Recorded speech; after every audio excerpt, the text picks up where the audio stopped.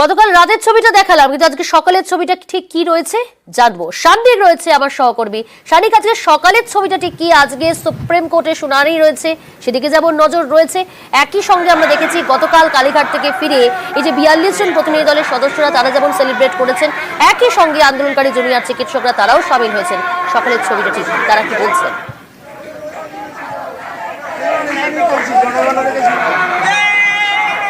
দেখো, সকালে আজকে ছবিটা একটু ফাঁকা, কেননা কালকে অনেক রাত পর্যন্ত এখানে উচ্ছ্বাসের ছবি সামনে এসেছে। কেননা গতকাল দীর্ঘদিন ধরে তাদের যে আন্দোলন চলছিল, সেই আন্দোলন একটা তাদের যে লক্ষ্যমাত্রা ছিল, সেই লক্ষ্যমাত্রা কিছুটা হলেও পূরণ হয়েছে, তেমনটাই কিন্তু তারা মনে করছেন।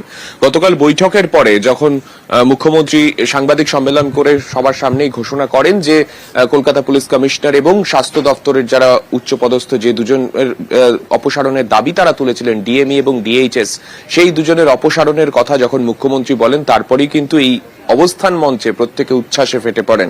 এবং এখনো পর্যন্ত কর্মবিরতি তোলার কোনো সিদ্ধান্ত না হলেও আজকে সুপ্রিম কোর্টে শুনানি রয়েছে। সেই শুনানি শোনার পরে এবং এই যে সিদ্ধান্ত গতকাল যেটা মুখ্যমন্ত্রীর সঙ্গে বসে তারা যে আলোচনা করে যে সিদ্ধান্তে রাজ্য সরকার উপনীত হয়েছে, সেই সিদ্ধান্ত খাতায় কলমে যখন ইমপ্লিমেন্ট হবে, তারপরে তারা একটি সিদ্ধান্ত নেবেন যে এরপরে এই কর্মবিরতির ভবিষ্যৎ কি হতে চলেছে সেই বিষয়টা।